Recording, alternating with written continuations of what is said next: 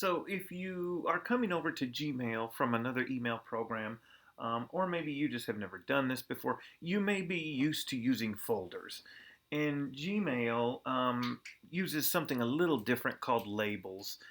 They're not technically the same thing as folders, but you can totally just treat them as folders and not think about the technical part of all of it, okay? You'll notice for me over here, I have a couple set up. I have one called AM Duty, one called eSped, one called Late Assignments, one called Notes. These, for all intents and purposes, these are my folders, okay? But they call them labels in Gmail. Now, to create a new label, all you do, there's a few different ways like everything else, but you got to come down here and click More so that you can get to the point where you see Manage Labels and create new label. Okay, and all you do is here you can manage them. You can go in and the ones you've got, you can hide them, you can show them, you can delete them, whatever.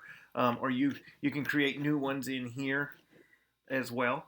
Okay, but usually it's easier right here. Create new labels. So let's say I'm keeping tabs on anything that has to do with the star testing. Okay, and then you can click Create, and you'll see it show up right over here, just like folders do. There it is, star testing. Okay, and then to label things or put them in a folder, if you want to call that, you kind of just open one of your apps here, or I'm sorry, one of your emails here, and then you simple label it up here. See where it says labels?